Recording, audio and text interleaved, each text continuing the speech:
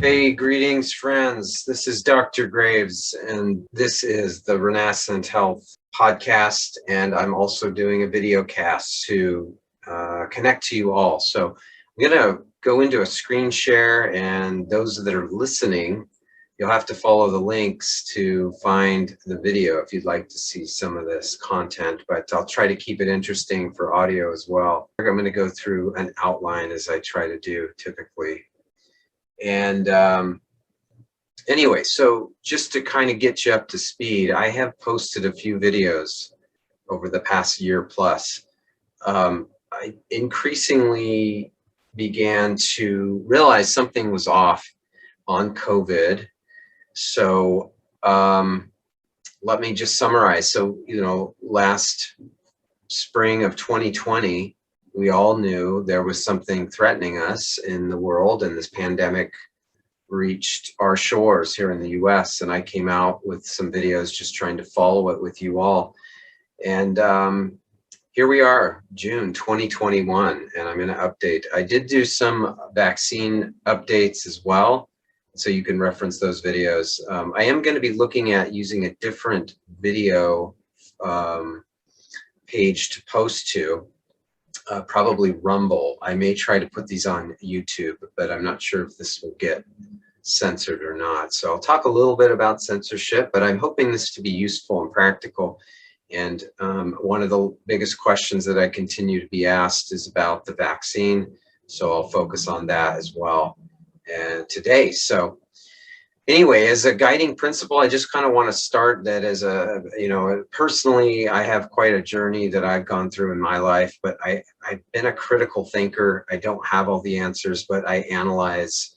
I worked in the engineering field and then went into medicine, and I saw a lot of problems with the mainstream medicine world and decided to go into natural medicine. And so whatever mode of life that I'm in, I try to do it in a way that has integrity and is to help people succeed. And so I just a few quotes here at the top of this first slide that talks about the book of Proverbs, which I think is one of the wisest books that we could reference. But my hope is that we look for truth, that we analyze things carefully, that we're careful what we say, but we try to speak truth and not be afraid to say what is right.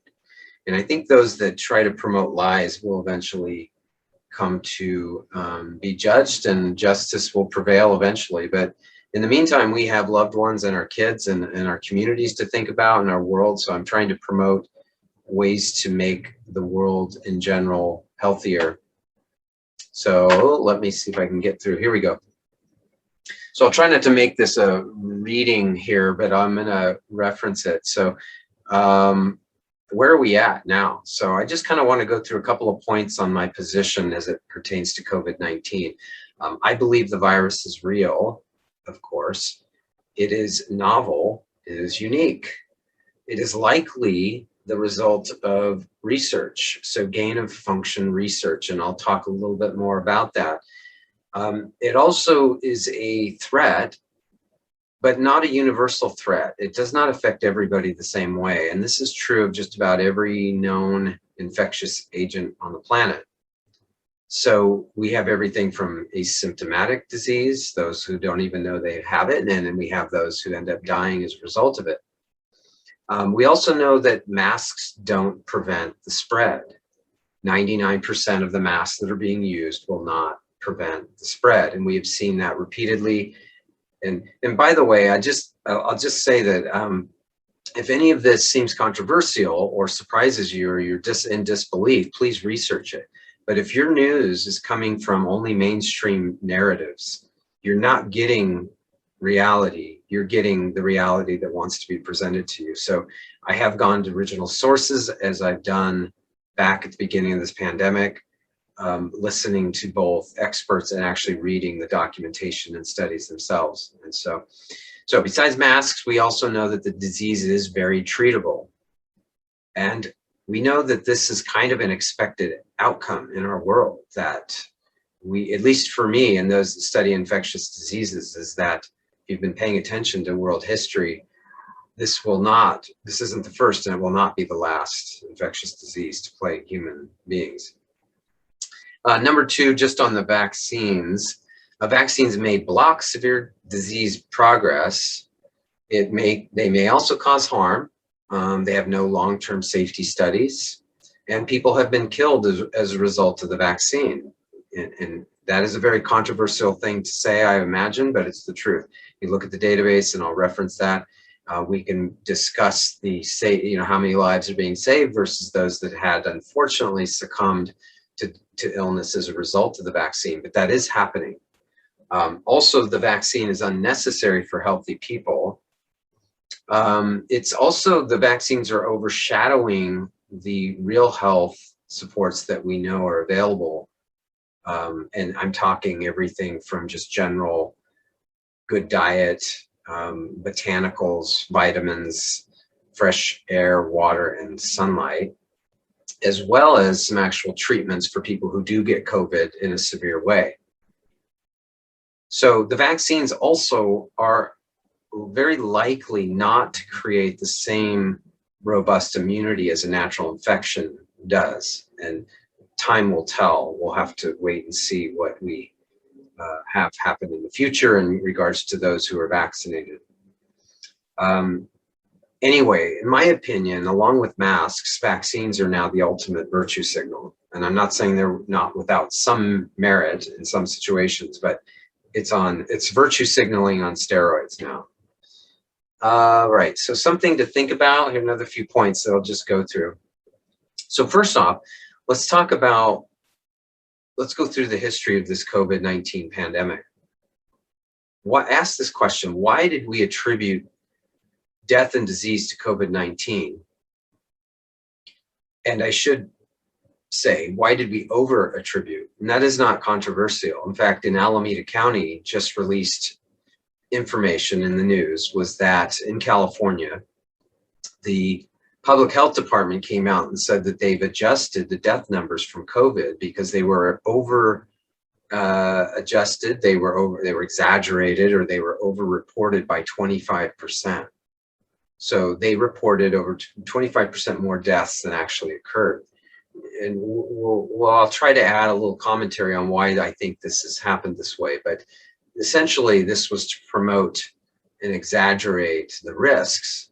Now, on the flip side of that, it's like, so why then do we minimize the harm of our one remedy that's been rolled out, and that's the vaccines, and we ignore the collateral damage from that? So we're ignoring the fact that the things like lockdowns and over exaggerating the COVID threat had so much harm that occurred in our society and our individuals. We downplayed that we exaggerated the risk of the disease, and now we, on the flip side, downplay the risks of the vaccine. In fact, it's very hard to find data that's allowed to be presented in an objective way on the vaccines at all. So there's something else going on behind the scenes here. So if we consider the gain of function research, and I'll go over that in a bit, there really starts to see at least maybe unintentional, you could argue, but it sure looks intentional about cover up and suppression of information, suppression of treatments. Seems to be an overarching agenda.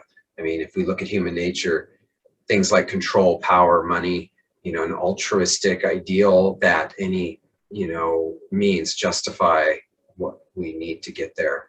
Unfortunately, a lot of harm happens along the way. So here's that study I referenced. So we exaggerated deaths. Now, this is just one county. It's estimated that this is probably just the tip of the iceberg. Many, many stories were coming out from health workers who secretly and privately and some publicly to call foul that we were over-reporting deaths from the pandemic. So a young person dying in an accident, and they happen to test positive. So they come into a hospital on life support, and everybody gets tested, as you get entered and as you get admitted to a hospital. If you tested positive, but you died as a result of injuries or some other disease, you were marked a COVID-19 death. So now we knew this was happening. Okay, I knew this because of what I was reading behind the scenes, but now it's coming out. And you know, this isn't significant. These were public policies that were being made as a result. So, you know, and this again, this is going to weigh in a little bit of political narrative, but I believe that's a part of what happened over and over again. Is again, this power, political, and policy implementation revolved around some ideals or control that people wanted to have. So the phrase "don't let a crisis go to waste" was actually repeated in public by some of our elected officials. These often more left-leaning but progressive socialist-like ideals of wanting to, perhaps at the beginning, thinking that we're going to help people, but we're going to take advantage of the situation to push through many, many agendas. And in the end, we've lost personal freedoms as a result. I've seen, you know, again, this use of fear and misinformation, scapegoating. You know, we obfuscate, we censor, and I don't know, again, financial interests. What we've done in the end is promoted a lot of bad medicine and policies and made people more dependent and victims. So what I think we need to do is be open-minded if we want to thrive and help our fellow man and woman and each other. And so you cannot simply be a passive consumer of information. Whether it's Google or your local news, you need to think critically and analyze this data. And so I just invite you again.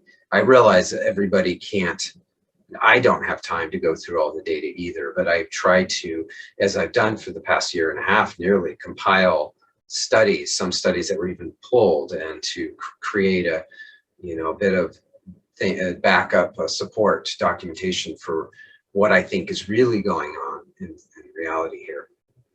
And just remember that science, you know, science is thrown around all over the place and abused. Science is sort of like this religious dogma. Science is just, it's an objective observation. It's always asking questions. It is some consensus, but it isn't groupthink. You know, we're not, you know, this is what's led to a lot of atrocities, is when you get a group of people to believe a narrative that's skewed reality. We socially shame people. We make people fearful to stand up and speak up for maybe those who aren't being heard, or those that are being marginalized or even harmed. All right, so don't let fear, uncertainty, and doubt, though, make your decisions. That's how we end up with bad policies and bad decisions personally. So we live in an age of censorship. So I'm just mentioning, I am not the only one who has seen this, but because my following is probably small enough, I hadn't had a lot of videos actually deleted, but you're going to get censorship warnings where you actually have to click to approve some of these videos, while you can watch all kinds of junk on these platforms. And in the meantime, people can't get good information. So again, Facebook, here was one of my posts from a very renowned physician who posted about the pandemic and his testimony, and here it is being fact-checked. These fact-check notices are completely useless, and they're actually false information in many cases. So not everything you see on Facebook or YouTube obviously is true, but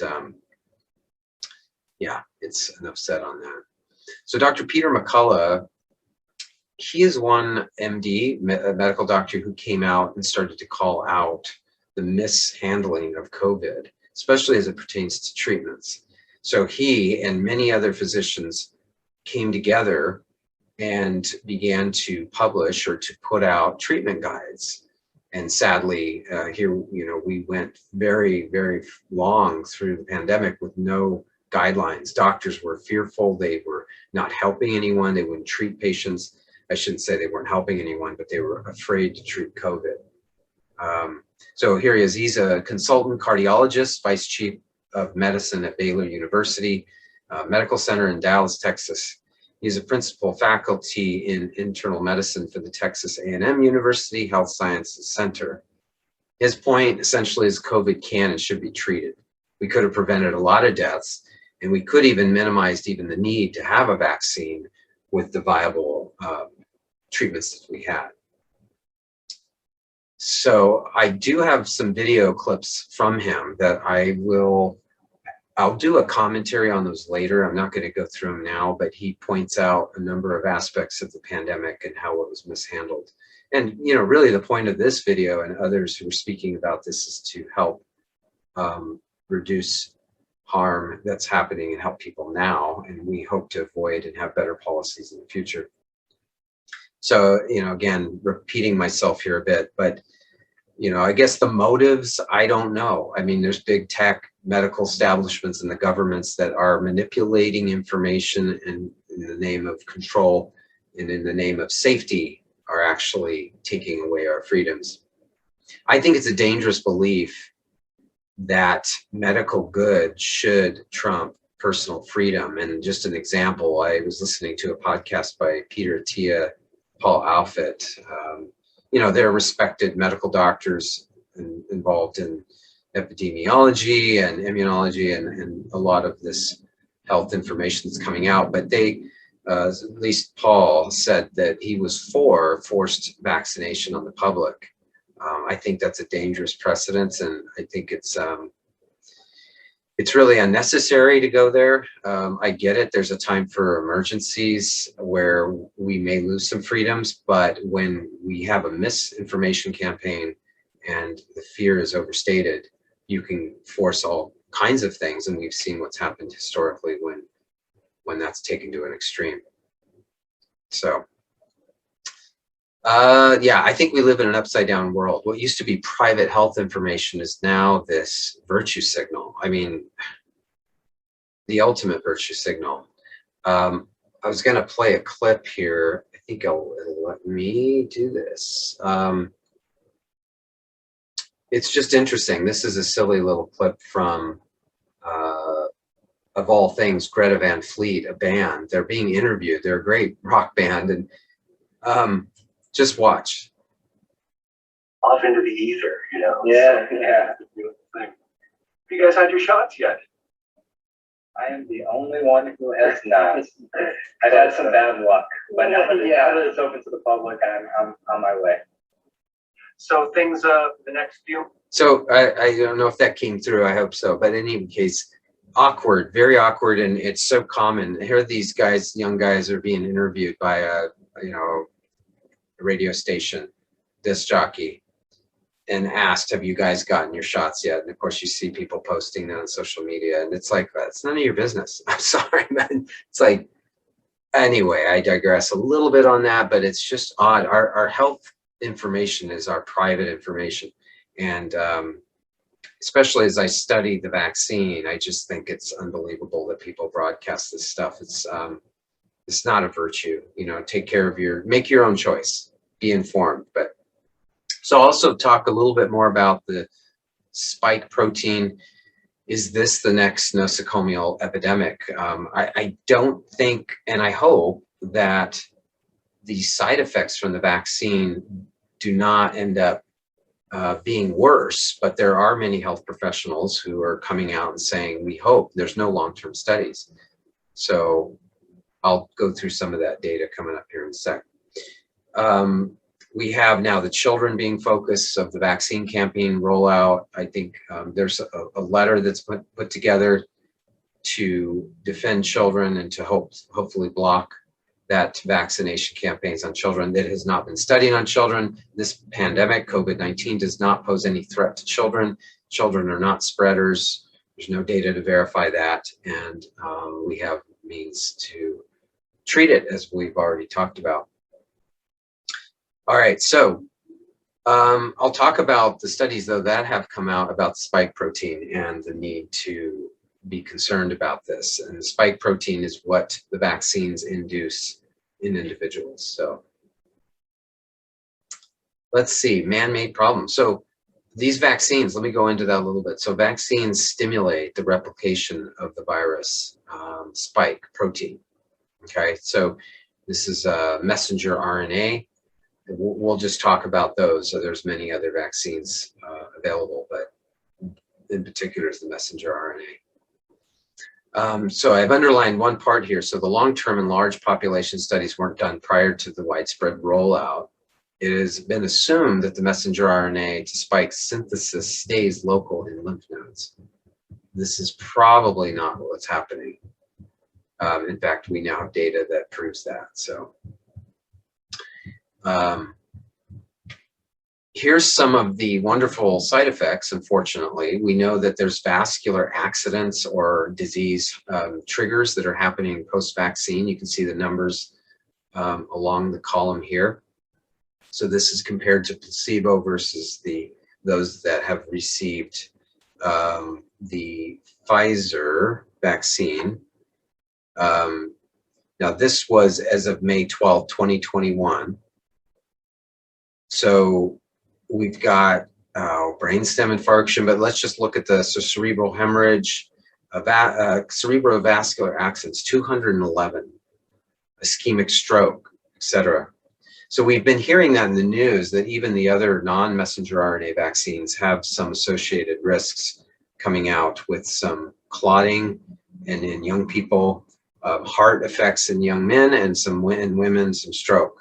And so this is not insignificant. So Pfizer vaccine has caused a total of 211 cerebrovascular accidents, 904% plus percent increase, 12 of these resulting in death.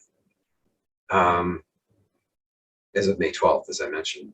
Now this is interesting. So I did an update on the VAERS for this video. That is the Vaccine Adverse Events Reporting System. I went through the data from January 1st through June 3rd, 2021. So this does not count the first 2 weeks of the rollout, which was the end of December. So the total adverse reports for the entire year so I'm just giving you a baseline there. This was before, except for the 2 weeks of December. This is for the entire year of 2020. Total adverse reports on the VAERS database was 48,874 reports. As of June the 3rd, 2021, there are 252,524 entries of adverse events from vaccines. I'll just let that sit for a minute. Okay, we are only halfway through 2021. And we have, we'll do the math, 5, 6, over, what is that, about 6 times the number of adverse reports. Now, Dr. Byrum Brittle is associate professor, viral immunologist in the Department of Pathology at the University of Guelph. He's an expert in immune system responses and viral infections. So he has come out with a number of videos and articles and writing up and concerned about what's coming out about the post-vaccine era now with some of the illnesses, the triggers, and the data. He brought up that it was assumed, like some vaccines, that you get the injection and those messenger RNA and those spike proteins stay local in the muscle tissue. But studies have called out that and said, no, indeed, they're actually these spike proteins, this messenger RNA product is actually spreading throughout the body. It's in the brain, it's getting into organs. We know that it interfaces or it interacts with our ACE2 receptors, which have very many widespread health effects. There's platelets that it could impact.